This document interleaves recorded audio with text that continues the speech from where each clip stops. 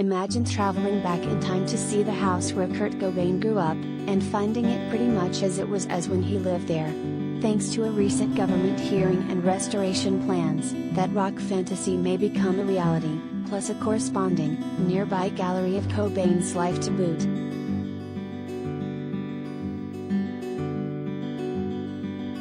Last week, Washington State's Department of Archaeology and Historic Preservation announced that the 1.5-story house in Aberdeen, where Cobain lived from 1968 to 1984, had been officially approved for inclusion on its Heritage Register of Culturally Important Buildings.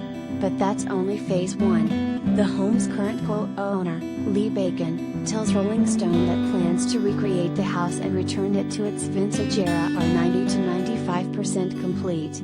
Neighborhood zoning regulations will prevent the structure from becoming a full-time museum, but Bacon is exploring ways to open it up this spring for the occasional private tour. Our goal is to make the house a tribute project to Kurt's early life and career, with museum detail, he says. The next chapter is how to make that happen.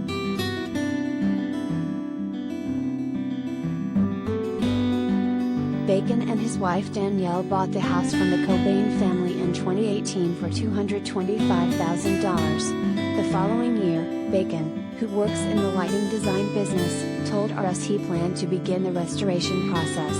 Since then, the Bacons have gone to work. The exterior of the house, currently yellow, will be repainted to match the light-colored fern and dark-colored mint colors it sported in the 70s. The interior includes the original dining room table and china hut from Cobain's family, as well as the mattress from his bedroom and the toddler bedroom set used by Cobain and his sister Kim. According to the Bacon's application, the kitchen has retained its period 70s plywood cabinetry with canary yellow Formica countertops.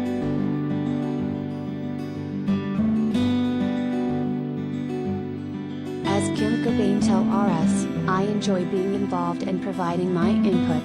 I am very happy and supportive. Lee and Danny took this on 3 years ago."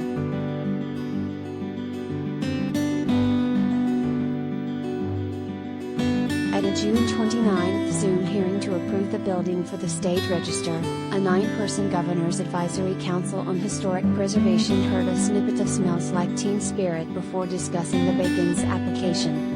In it, they made the argument that the property is directly associated with an individual who made an important contribution to a community or to a group of people.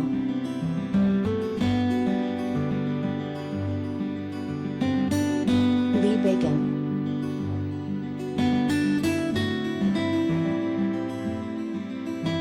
Alison Brooks, Executive Director of the state's Department of Archaeology and Historic Preservation, acknowledges the unusual nature of the request. "It's rare to have a childhood home considered," Brooks says. "Generally we want to be sure that we're acknowledging that something happened in a childhood home that was significant.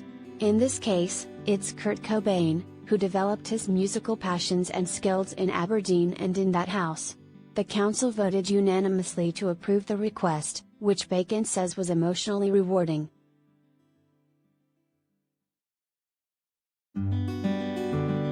Brooks says the outcome of that vote, which wasn't made public until last week, didn't surprise her.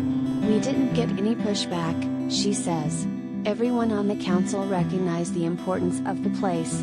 As Brooks adds, qualifications for state registries also tend to be more flexible than national ones, but according to Brooks, the listing on the registry doesn't necessarily mean the home will be protected forever, should some other owner want to tear it down decades into the future. "It's just an honor," she says. "There are no state protections for the property."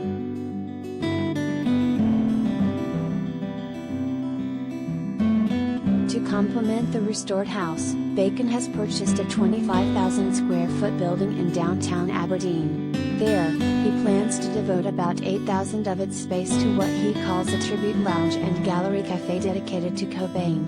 Through artifacts, photos, memorabilia, and later period Cobain shots by noted grunge-era photographer Charles Peterson, Bacon says the lounge will tell the story of the house and Cobain's early years in Aberdeen. Guitar builder Larry Brooks will supply the backstory of the custom-made Jack Strong guitar he built for Cobain, and Bacon is considering including items donated by fans.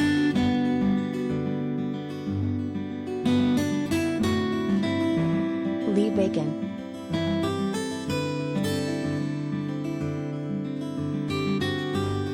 According to Bacon, the lounge and cafe would be the starting hub for information, tours, and dedicated transportation to the family home, which is 1.5 miles away. Admission to the exhibit will be free, as it will be for any possible house tours. Since the house sits in a residential neighborhood, Bacon is hoping to give tours on special days, events or happenings by special request. We're working on the logistics of how that could be.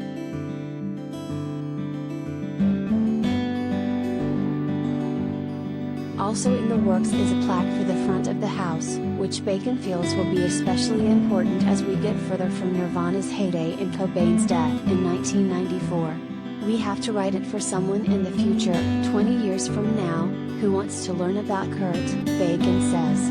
We want it to be for someone who doesn't know who he was or the contributions he made.